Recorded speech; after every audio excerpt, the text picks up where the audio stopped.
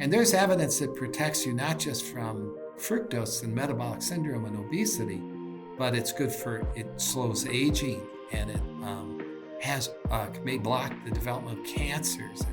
And, so a healthy mitochondria, that is what you want. So what is the secret to fat loss, and why do we see such staggering rates of overweight and obesity now in this country? Yeah, so it's a complicated story, but in a brief nutshell, for years it was thought that obesity was really simply driven by eating too much and exercising too little, and that the mechanism is just because food is so palatable and tastes so good, and it's so easily available, that this is what really is driving obesity. But what we can learn from animals in the wild is that animals normally regulate their weight very well. And also people often, when they're young, they can eat almost anything they want and they don't gain weight. And so there seemed to be something different. Why is it is it so simple as just the food just tastes good? And it turns out that it's not that, and that there's actually a biology where you activate a switch to gain weight. And so the way it works is that we do end up eating too much and we do end up exercising too little, but it's driven by a biologic activation of a switch. And we sort of identified this switch a number of ways, but one of the ways was by evaluating animals that purposely try to gain weight. So like if you're a bear, I'm not saying you're a bear, Max, but if you were, the idea of hibernation does sound nice sometimes. Just being able to turn it all off. Exactly. Go to bed and just sleep it off. Wouldn't it be great if you could eat all you want and then just go to bed, and then in the morning wake up and everything is back to normal? Yeah, there is a certain appeal to that, I have to admit. But anyway, bears, they hibernate, and when they hibernate, they burn their fat to produce the energy they need, because there's no food around in the winter. So they hibernate and they burn off that fat. And when they burn the fat, they're getting energy from it, but they're also getting water from fat. I don't know if a lot of people don't really know this, but fat doesn't contain water. But when you burn fat, you make water. So it turns out that fat is used by animals to provide them energy and water. And that's great if you're hibernating. It's great if you're a bird and you're going to migrate 10,000 kilometers without stop. And you've got to have enough fat stores while you're up there flying so that you can produce the energy and water you need. Or if you're a camel, right? We all know that camels have, we don't know how we know this, but.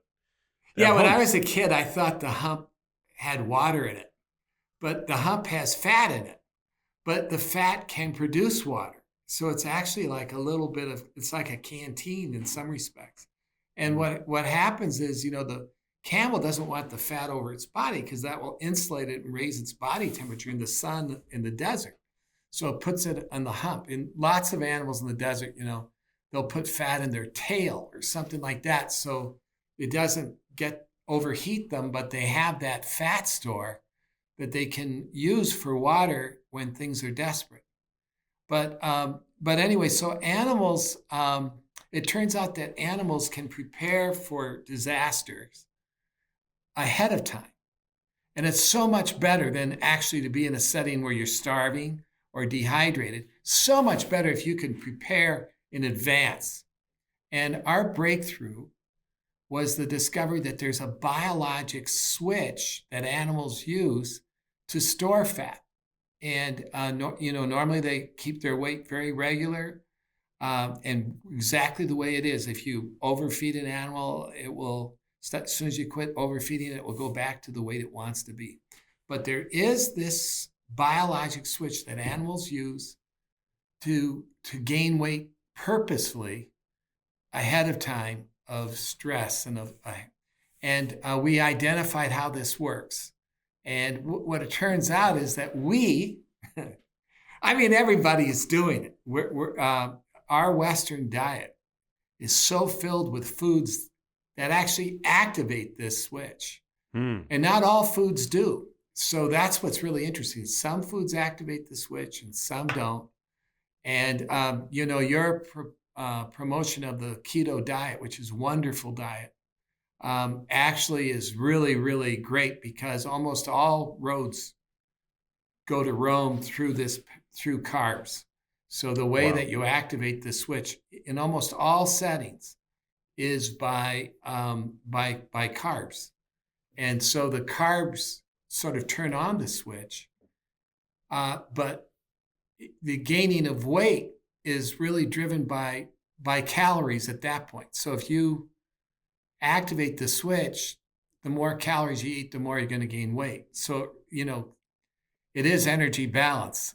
So, so high fat foods, which don't activate the switch, if you've activated the switch, high fat foods is a great way to gain weight. But like if you're on a keto diet and the switch is not activated, you can eat the fat and you're not going to really gain weight. But So even, correct me if I'm wrong, even in a ketogenic state, if you're in a hyper energetic yeah, state, right, you're still going to gain fat. Like assuming absolutely. insulin is low and you're not eating any carbohydrates. Yes, that's right. You're 100% right. So hypercaloric diets always gain weight. You can be cardboard. If it's hypercaloric, you're going to gain weight from. Hypocaloric diets or diet, if you restrict your calories, you're going to lose weight. And it doesn't matter what you restrict. But the beauty of the switch is that the way it works is it makes you hungry. So you do eat more, and it blocks it not only does it make you eat more, but it blocks the conversion of fat back to energy. So when you're eating, you end up shunning some of the energy into fat, and the fat isn't going to be broken down to replace the energy you need to do things. So it just kind of keeps it acts to increase weight. The way it does that, it's a fantastic. I mean, nature is so interesting the way it does it. So if you think about it, everything is based on energy.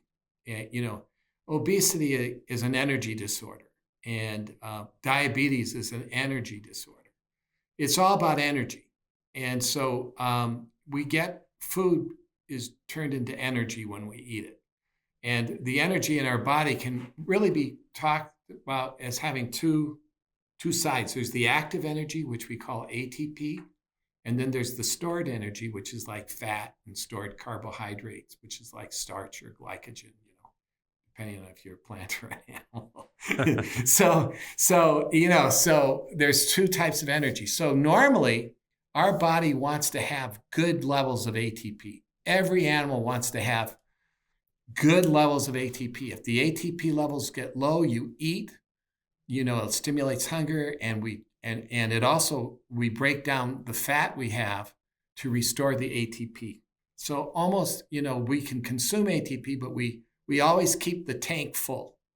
And everything about life is to keep that tank full of ATP. And then we can do anything we want. And when you're on a hypercaloric diet, the extra calories get turned into fat. If you're on a hypocaloric diet, then the fat is turned into ATP, but ATP levels are always kept tanked. Okay, that's the way it is normally.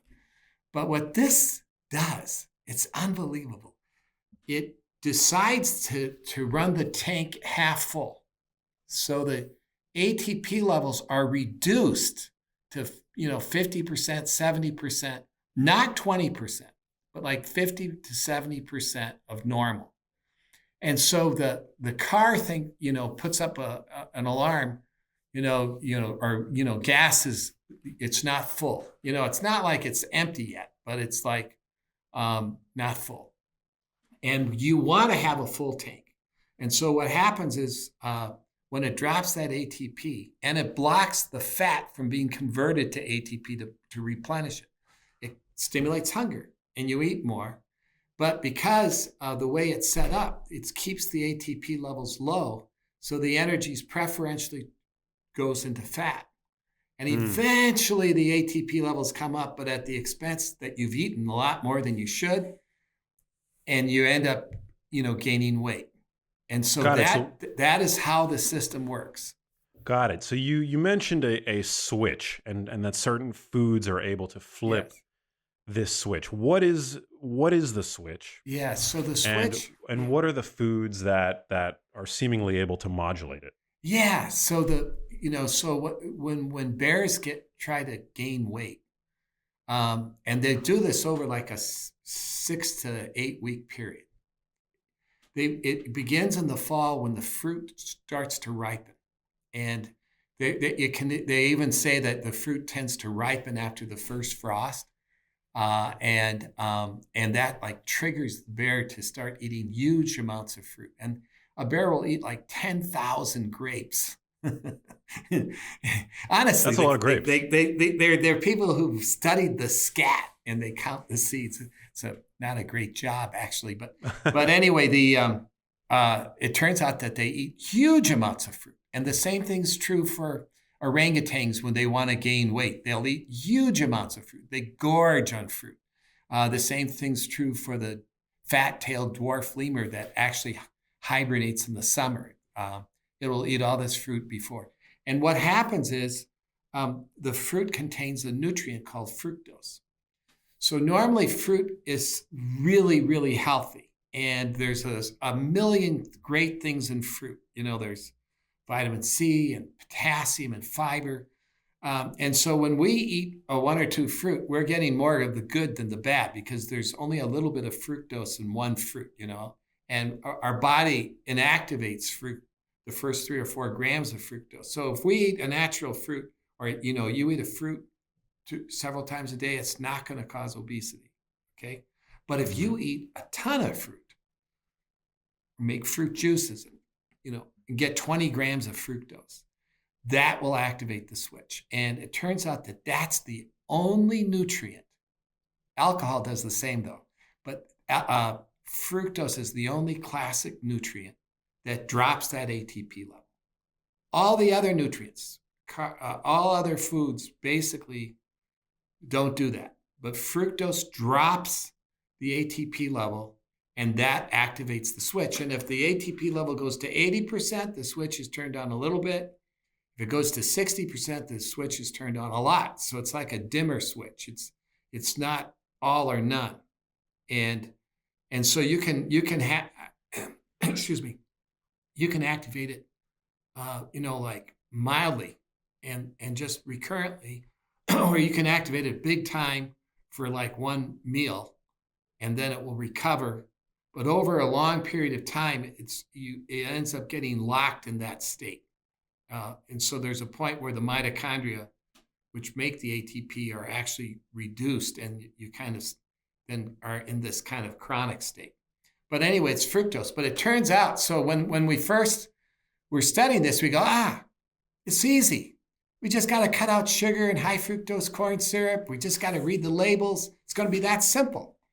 And then we realized it was a terrible discovery, Max. But what we realized was that the body can make fructose, and the body can make fructose. Yes, the body can make fructose, and a lot of it. Now, it was known before our work that in diabetes, people make fructose because it's made from high glucose. So the only way you can make fructose is from glucose. And you've got to have, extra glucose around to make it. But, diabetics, they have high blood glucose. That's part of being diabetic.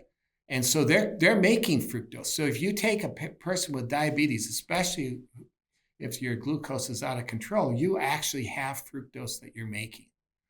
And you can prove it. Where are they making it? In the liver? Yeah, they're making it mainly in the liver, but you can make it in the brain. You can make it in all these organs. And in fact, we have a paper suggesting that the making it in the brain, which you can get from high glucose, may actually play a role in Alzheimer's. So I'm happy to talk about that later because I think it's really important. But anyway, the bottom line is you can make fructose. You can only make it from glucose. And you really have to have a lot of glucose around. So it turns out, guess what foods have a lot of glucose? You know, I'm thinking starches. I'm thinking yes, sugar sweetened beverages. yeah, that's it. So things like potatoes, rice, chips, cereal, bread. These are your main foods that make fructose, even if they don't have fructose in it.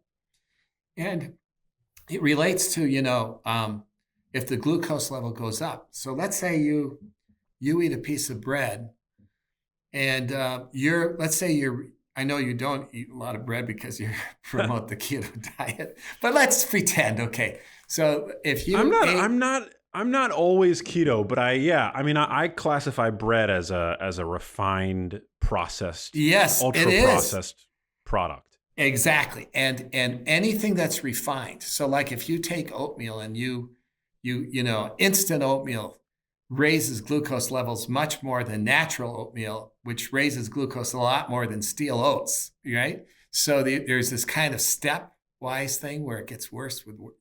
Anyway, when your glucose levels go up in the blood, you are making fructose in your liver. You are making fructose in your brain. You are making fructose in your kidneys. And how much you make probably is based on genetics and a number of things.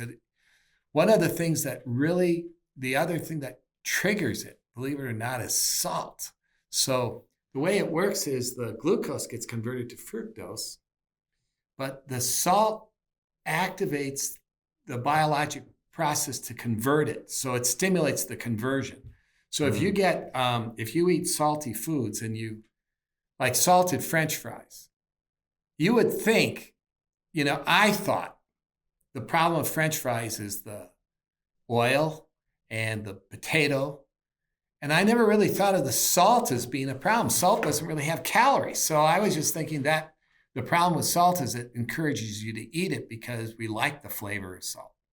But salt actually plays a role in making fructose. So because when you eat salt, the concentration of salt goes up in your blood initially. It makes sort of sense, right? Salt is sodium chloride, and we can measure sodium in our blood, and everybody gets it. Whenever you get a blood test by your doc, there's what we call electrolytes, and you can see your serum sodium. It's the Na, and a normal sodium is like 136 to 144. And so then everybody ignores it. Like doctors tend to ignore it if it's in the normal range. They never tell you what your sodium is.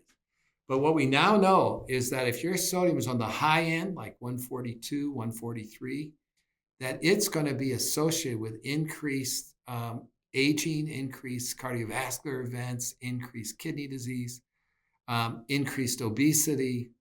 So high serum sodium can actually predict these things. And so when you eat salty food, your sodium goes up. And what happens is people who are overweight tend to have a higher serum sodium because they're eating more salt and they're not drinking enough water. So if you drink a lot of water, you can keep your sodium concentration down. But when the salt concentration goes up, it turns on the enzyme that converts glucose to fructose. So there's two things that help make fructose. One is if you got a lot of glucose around, and the other is if you have salt, because the salt kind of stimulates the conversion. So a regular potato will not increase fructose as much as a salted potato. Isn't that something? Yeah. But so if you drink eat water with the salted potato, you can block the effects of salt. So we did a study with that. We gave soup with salt, with or without water. And if we gave salty soup, we could activate the switch in people. And if we gave it with water, we could block the activation of the switch. Fascinating. So you eat like a supersized fries, and you're essentially turning yourself into a fructose factory. Exactly. A big fructose factory. Hey, one of the worst things that came out of this was I realized that popcorn, I love popcorn. As a kid, God, I'd go to the theater.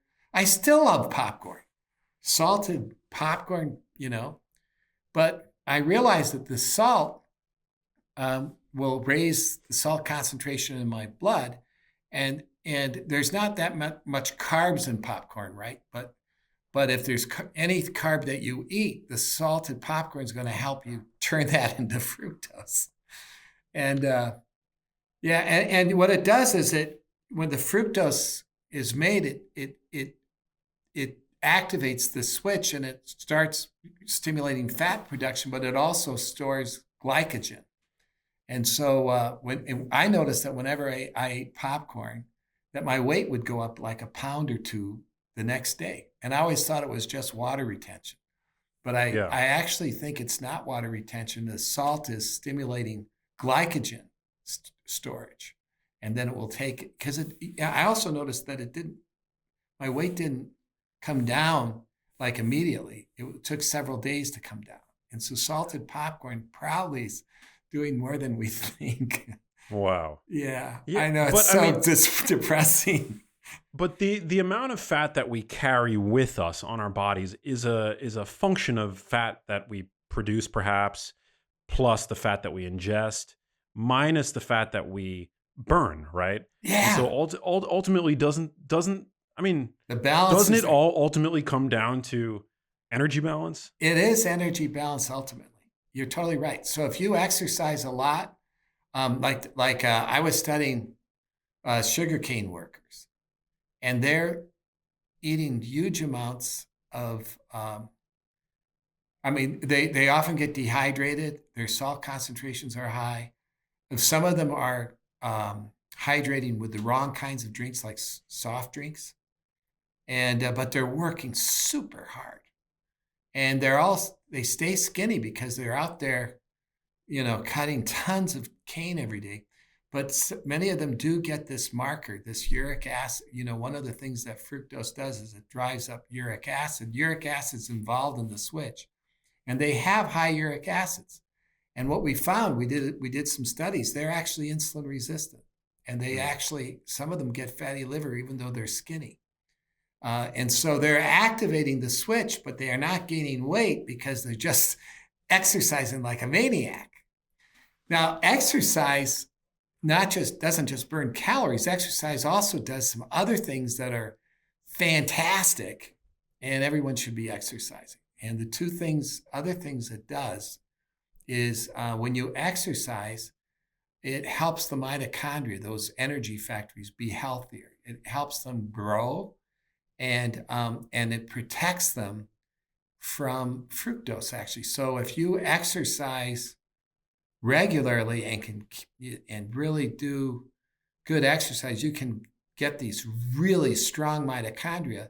And there's evidence that protects you not just from fructose and metabolic syndrome and obesity, but it slows aging, and it may block the development of cancers. And so a healthy mitochondria, that is what you want. And but if with healthy mitochondria, if you drink soft drinks chronically, you are going to get into trouble. So don't do soft drinks on a regular basis. And I recommend not drinking soft drinks. They're just so bad for the mitochondria. But the other thing that exercise does is muscle mass. There are all these studies, Max, showing that, and it's not my work, but it's really great work, that your muscle mass correlates a lot with how much you can eat. It's called the lean body mass. So when you have a lot of lean body mass, by nature you will need a higher energy intake to stay in balance. And if you're like sarcopenic, meaning that your muscle, you have very low muscle mass, you can't eat a lot without gaining weight, which is crazy because you would think you would want to eat more. You want to eat more because your muscles are small. But what you want to do is you want to exercise and build up those muscles and do everything you can and block the switch, which blocks insulin resistance. And because insulin resistance causes the muscles to shrink. And so, but if when you go on a diet and you are losing weight, there's this very bad thing that happens, which is the more weight you lose, the less you can eat without gaining weight.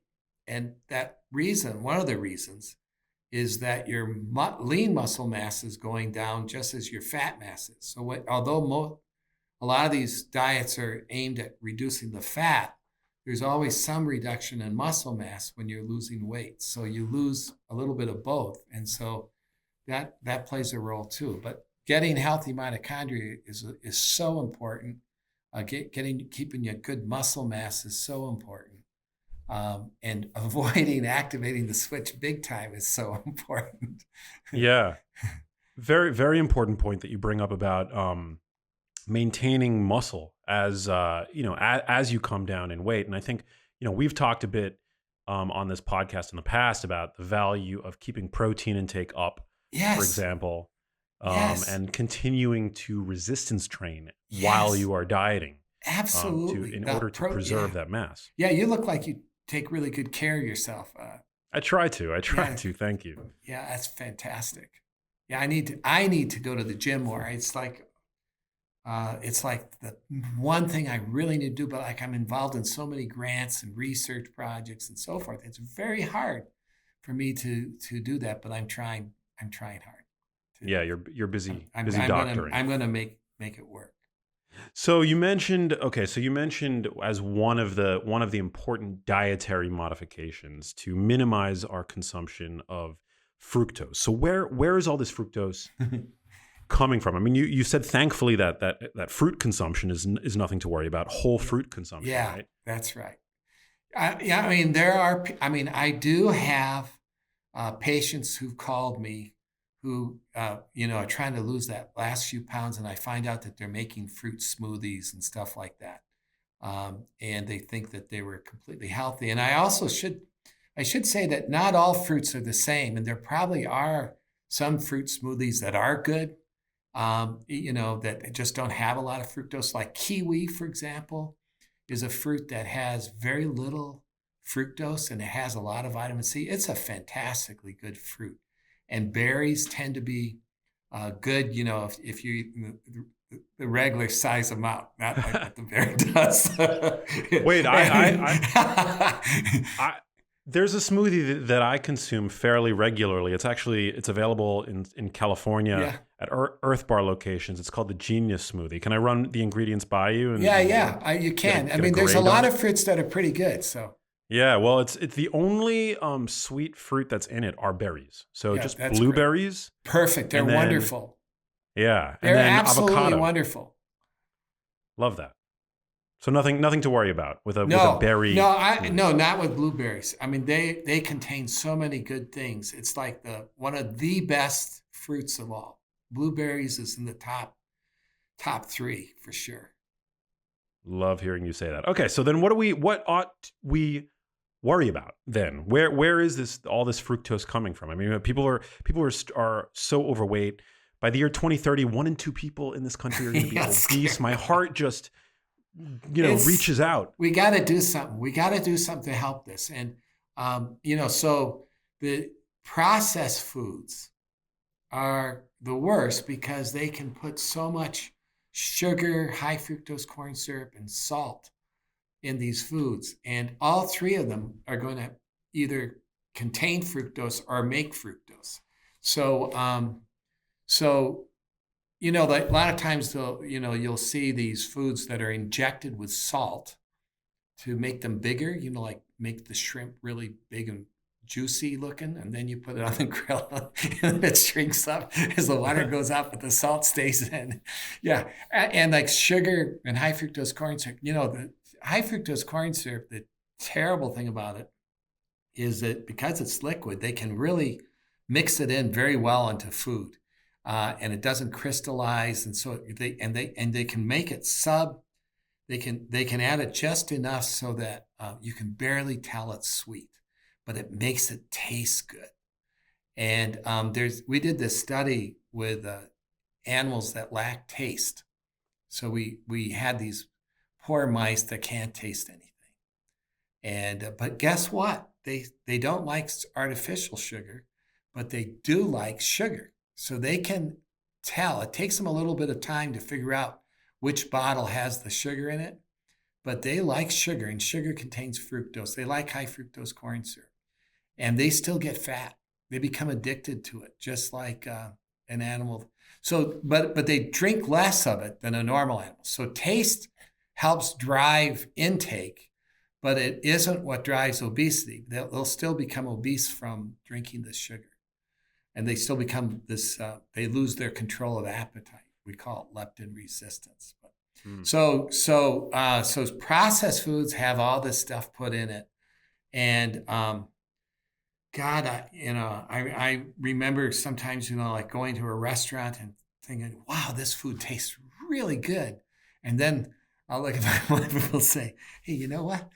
I think they put some high fructose corn syrup in it. and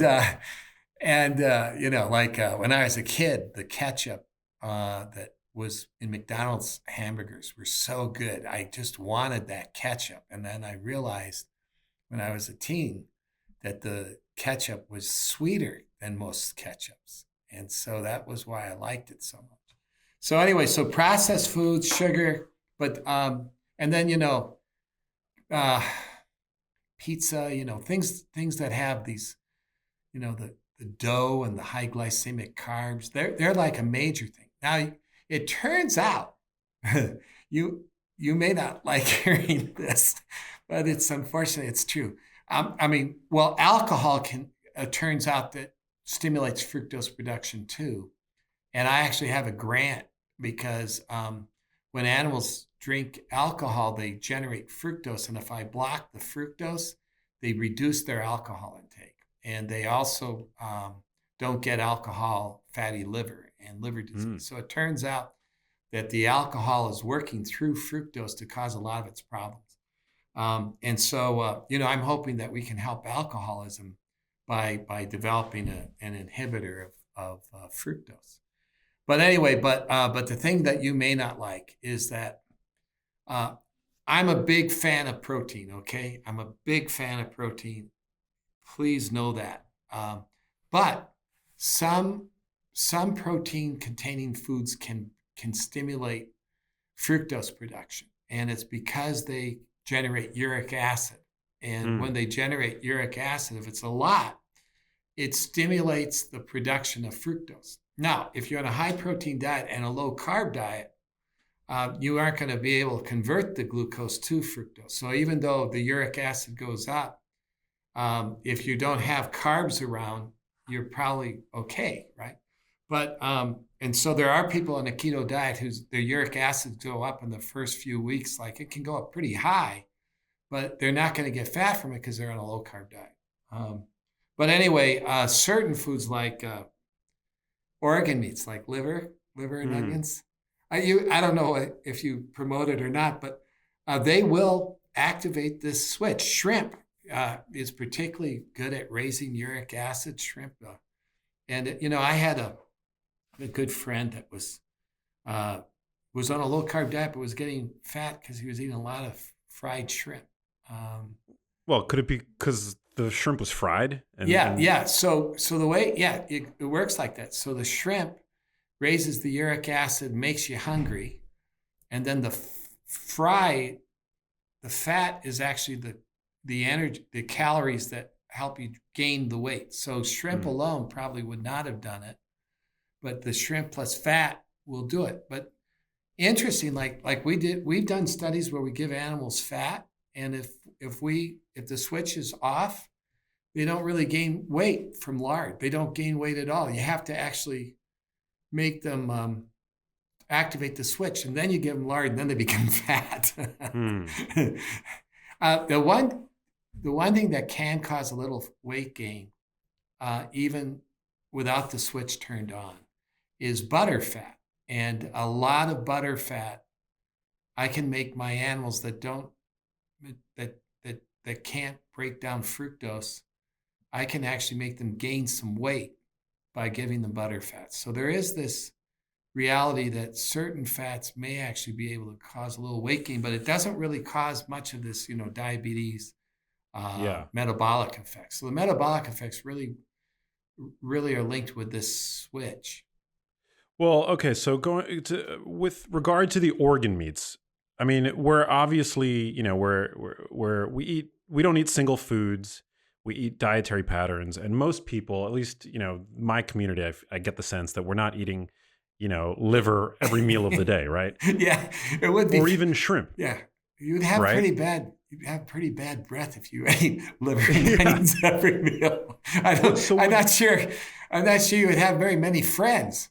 yeah, you'd see you'd be a bit of a social outlier if that were your diet. Absolutely. But would you? I mean, would you say that the benefits of a few servings of liver a week or even a month, that to me it would seem that the benefits would outweigh the risks because it's one of our most nutrient dense foods. Yeah. Well, Same thing with shrimp, right? liver contains great things, So you're right. Probably having it occasionally probably would be fine. Absolutely be fine. I'm sure it would.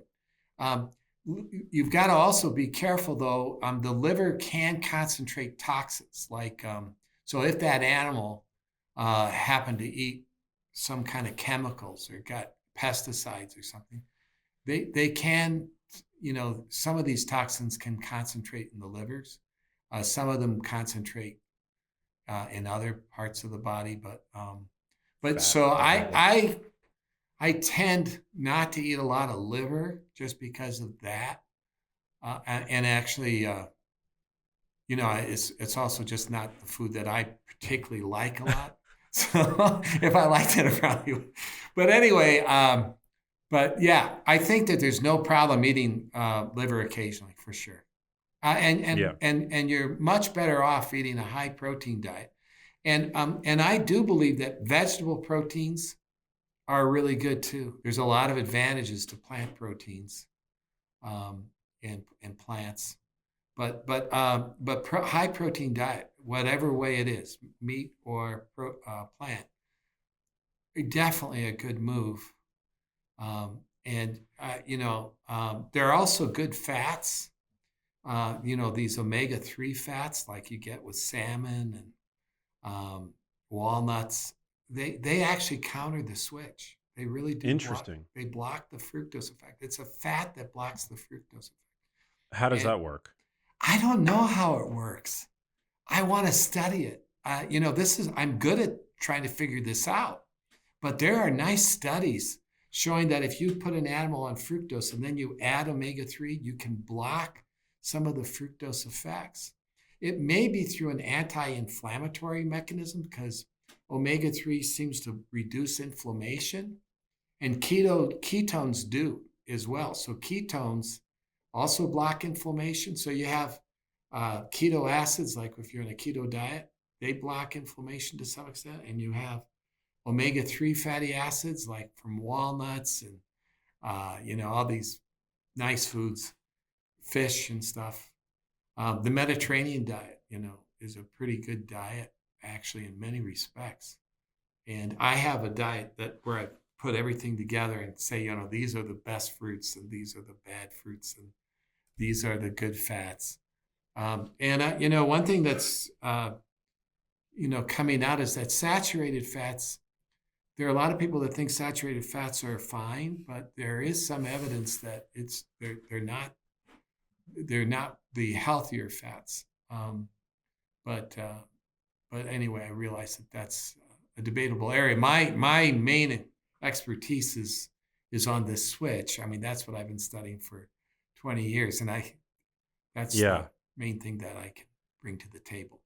Yeah, my perspective is that especially the more I learn, the less inclined I am to want to single out individual nutrients, whether Yeah. it's saturated fat Yeah. or fructose in the context of whole foods, Yes. and paint them as boogeymen Yeah. because people don't eat single nutrients, right? Like Right. it doesn't make a lot of sense to demonize saturated fat when if you look at a food item like grass-fed, grass-finished beef, Yes. there's a lot of good going Oh for it, yeah, absolutely. right? Yeah, you have to put things in context. And I don't worry about fructose in vegetables at all. Like sweet potatoes have fructose in them, carrots have glucose, and I don't really worry about those.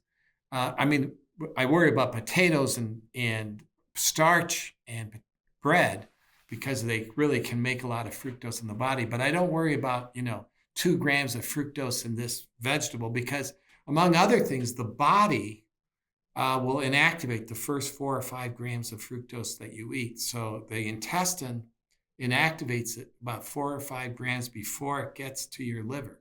And so, the small amounts of fructose in foods and even like fruit really get inactivated through the intestine. It's really when you're eating large amounts of fructose or you're making fructose. And the other thing is, the way fructose works, it's based on the concentration that the liver sees. It's the concentration. And there's 2 things that drive concentration. One is the amount of sugar you eat or fructose you eat or the amount you make. But the other is the speed of ingestion. So if you drink a soft drink on an empty stomach where there's no fiber or anything in there, the absorption's rapid. And, you drink the soft drink fast. So the liver gets flooded with sugar in minutes, like in 5 minutes, this huge concentration hits the liver and you're going to activate the switch. But if you, ate, a piece of, one little piece of chocolate that had a small amount of fructose in the middle, as part of a big meal where there's a lot of fiber in the gut and all these other things, the absorption is going to be slowed down. And by the time the fructose gets to the liver, the concentration may actually not be so high. So, there's also that trick. I learned this from the group called Levels. There's a group that recommends continuous glucose monitoring, and they gave me a continuous glucose monitor. And I decided, okay, I'm going to figure out what foods are good for me and what foods are bad. So I started experimenting, and I found that, like, to my chagrin, that I'm very sensitive to bread. If I eat, I used to like to have, fresh bakery bread and have like a toast, but my glucose goes up, and I know that that's not good for me because it's going to make fructose. But I was talking to some of the people there, and they said, try putting avocado on the bread because it will slow the absorption of the bread, of the carbs. And so I did that, and when I put avocado on the bread, my glucose level only went up a little bit, Wow. just barely. And so I realized that, if I do want to eat a piece of bread, try to, if you can block it with like some fat, like avocado's got this nice monounsaturated fat, it kind of slows the absorption. And so there are ways to get around this, but not necessarily saying people should do this. But yeah, we can learn a lot by doing this CGM and kind of figuring out what foods you're sensitive to and which ones you're not, and what you can do to stay, healthy. Yeah, I mean, when you add fat to something, it has the effect of slowing down gastric emptying. So I Yeah, mean, it yeah. makes sense that it would slow that spike. We've had Jessie and Chousby on the podcast. Ah, I don't know. yeah. Are you familiar with her work? No, I'm not, but I suspect it's good. Yeah, she goes by the handle the glucose goddess, so you can kind of infer Got from it. that what she talks about. But she comes packed with these different hacks for helping Oh, to that's great. stabilize blood sugar, whether it's like consuming a little bit of vinegar before a meal or Yeah, eating your starches after the yeah. protein and the fiber. I bet you it works. Yeah, Yeah, we've had her on the show. there's a lot of things. Yeah, one of the things, probably what I think is some of our most significant work is the power of good hydration, and Mm. the importance of drinking water. Tell me about that. Uh, yeah, I'm a kidney doctor among other things, and I was taught that the kidneys control your water. If you get dehydrated, you're going to pee less because the kidneys are going to hold on to water. If you drink a lot of water, the kidneys are going to get rid of it for you.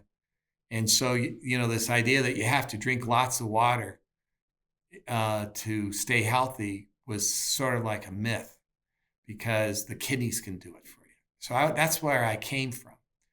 But when I started studying this and I realized that when people eat salty foods and their salt concentration goes up and they activate the switch, and then in animals, if I put them on salty foods, they'll gain weight, they become fat. And but if I give them water so that I keep that salt concentration normal, so even though they're eating salt, I can block it because I'm giving them enough water to keep the salt concentration low, then they don't get fat.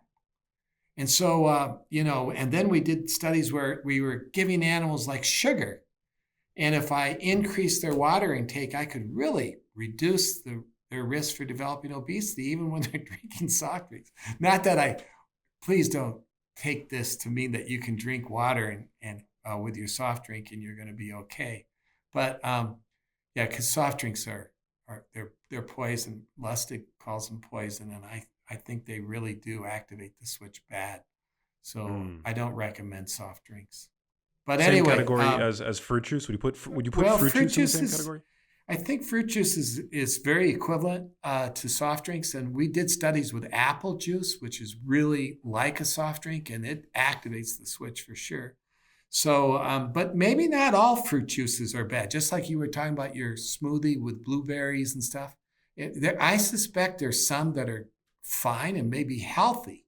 The trouble is just recommending this without, it seems like we should be testing each kind of combination to see what it does. And I think it's in general safer to just tell people to minimize fruit juice. It is true there may be some, like lemons have very little fructose in it. Lime has none. Kiwi has very little. Blueberries don't have that much, and they have so many good things. So, I can come up with a drink that would be great. I think so. But anyway, getting back, the power of hydration is just underrated. And I think everyone should be drinking 6 to 8 glasses of water a day. I think that you should drink a glass of water before each meal, and it's smarter to do it before, so that if you keep your salt concentrations low, rather than wait till it's high and you've activated the switch and then try to rescue it. So just drink a glass of water before each meal. Drink a glass in the afternoon. Drink a glass a couple hours before you go to bed, not right before you go to bed. End up having a pee. Yeah, exactly. So, but if you do those things, I can guarantee that you will lose some weight, more weight than you were doing. If this is just a smart move. Now, don't take it that you should be drinking 20 glasses of water a day. People can, the doctor in me tells you that it's possible to drink too much water. You can become water intoxicated. There was some poor guy like 5 years ago who was in a contest and he drank so much water that he had a seizure and died. So don't take it, crazily. All you need to do is you can look at your urine. And if the urine is yellow, you're not drinking enough. And if the urine is like water, you're drinking too much. You want it to just see the slightest yellow tinge. And if you see a slight yellow tinge, you're right there. That's what you want. I love that. Now, just to be really clear, is the water, the hydration keeps us from getting fat because it prevents us from overeating. Is that correct? Because what the water does is it keeps. Remember, there's this enzyme that converts glucose to fructose. And that enzyme, it gets inhibited if you're well hydrated. So when you're hydrated, you're going to make less fructose. But there's another benefit above and beyond that I haven't told you about. And so this is a really cool story. It's so many years ago, it was discovered that people who are overweight have a circulating hormone in their blood that's high, called vasopressin. And vasopressin is the hormone that gets turned on in dehydration. And then subsequent studies showed that people who are overweight or obese tend to be dehydrated. They tend to have high salt concentrations in their blood. And then we actually found that when we gave sugar to animals, like a soft drink, that actually is dehydrating too. It's not hydration. The serum sodium goes up when you drink a soft drink. And it turns out that, if anyone tells you that a soft drink is hydrating, they're crazy. It's not. And don't drink a soft drink when you're coming off the field after exercise and think it's going to hydrate. It's going to make you more dehydrated. Anyway, bottom line is people who are overweight have high vasopressin levels in their blood, which is this hormone that goes on with dehydration. And so for 10 years, I've been going to conferences where people say, why is this? And does it mean anything? And they even found that if you have a high vasopressin level and you're skinny, you're at increased risk for obesity. So it's like a fantastic marker. If it's elevated, you're at risk for becoming obese. It's a marker that we should be measuring in everybody, I think, but it's just not available commercially yet. Okay. Well, it turns out that vasopressin is a hormone to help hold on to water. And we discovered that one action of vasopressin is to stimulate fat, because that way it helps the animal save water, or to keep water, if it makes fat, it becomes a way to provide water in times of need. So hibernating animals will have a high vasopressin level while they're storing fat, and as soon as they hibernate, the vasopressin levels go down, and then they burn their fat. If you give vasopressin to a hibernating animal, it wakes up because it probably blocks this ability to burn the fat. So anyway, so when you drink water, you can suppress that vasopressin. So it actually helps you lose weight. And so it's reducing the amount of fructose you're making, but it's also helping you burn fat. So it turns out that drinking water isn't just about, it's not a myth. There was a New York Times editorial a piece written by some physicians. Actually, they interviewed some physicians that were like kidney specialists, and they were saying that it's a myth that drinking a lot of water is good, but our work basically showed that it is not a myth. It really is a good thing, and there are great doctors out there that are doing clinical trials in people and getting very, very interesting, positive results that hydration is really good for our health. And, if you want some time, Max, I can suggest some people who you might want to interview who are doing these kinds of studies in people. But drinking water is an underrated thing. If you go to an obesity clinic, or if you go see a doctor to lose weight, they'll tell you to cut out the sugar. They'll tell you all about these different diets, but very rarely do you hear someone say, drink 8 glasses of water a day. And yet that is so helpful. It makes a lot of sense. Vasopressin, correct me if I'm wrong, isn't that also the hormone that prevents you from peeing overnight? Yes. So exactly. So if I give you vasopressin, it will reduce your urine output.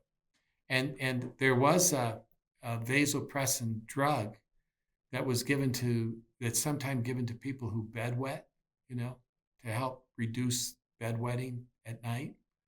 It's not particularly, I don't particularly like that, but yeah, so it does, it works.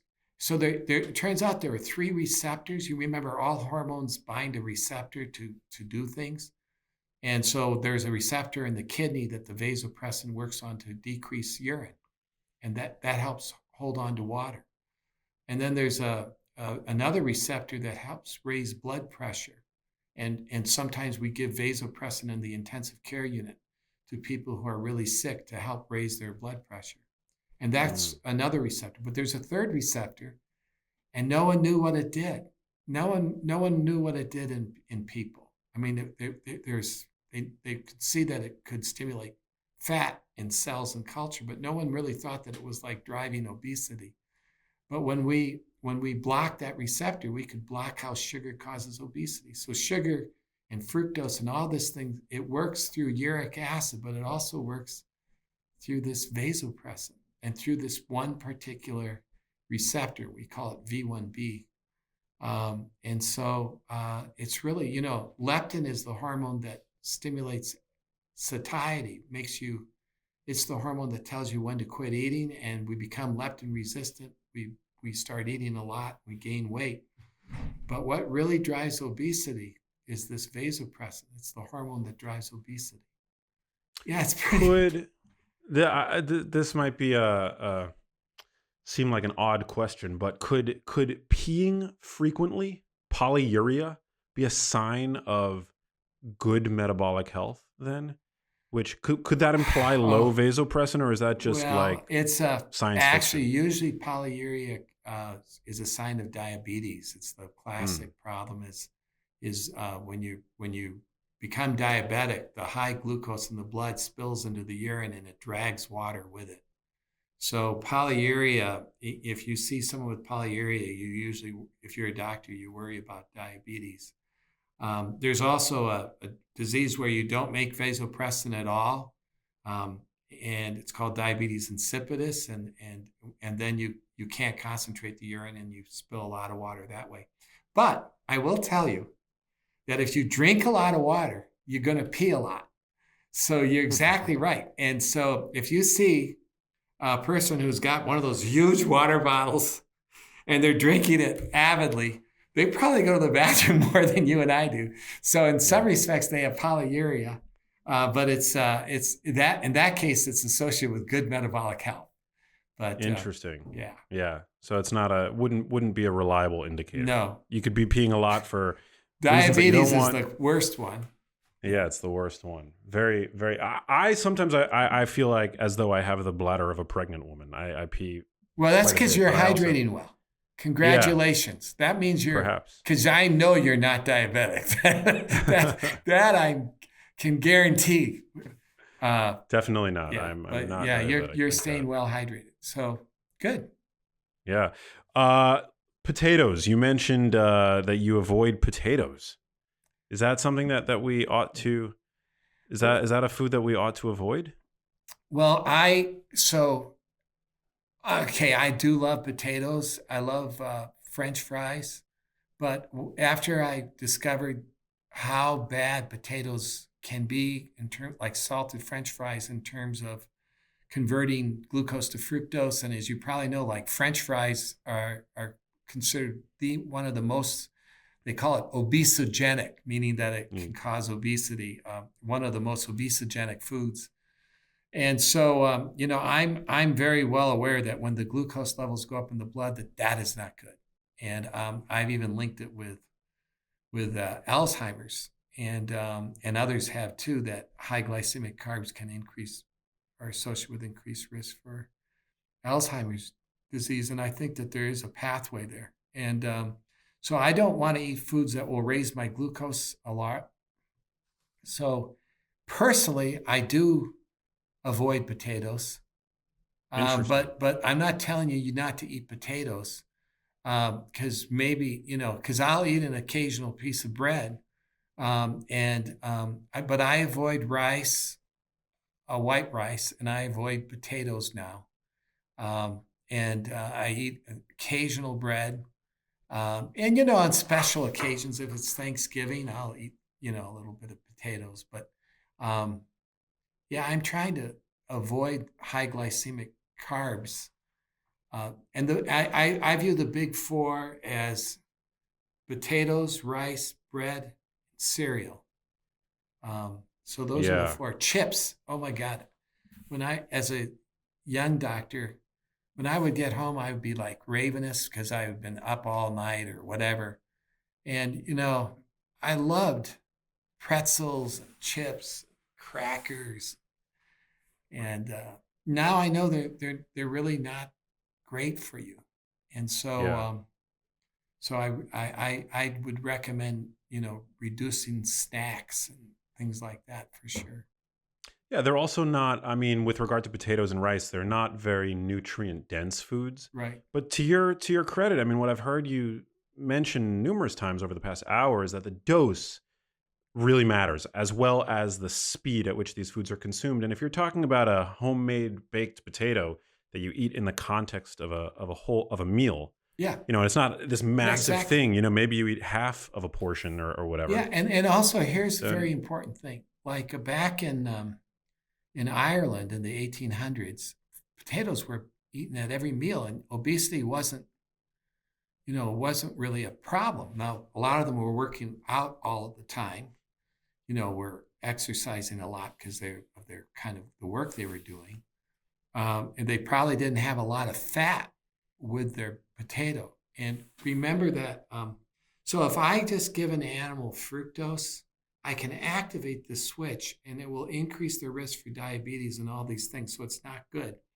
But if I really want to get weight gain, I've got to give them fat as well. So the fat alone doesn't do that much, but fat with fructose is the magic wand to getting overweight.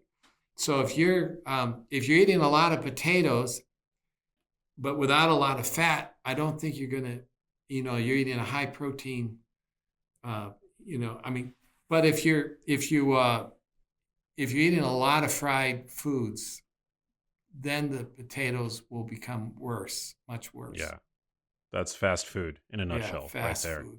Hey, if you liked that video, you need to check out this one here, and I'll see you there. Here's type 2 diabetes, and beneath it, as I said, is this firm foundation of insulin resistance. There is no type 2 diabetes without insulin resistance preceding it and being the foundation upon which the disease is built.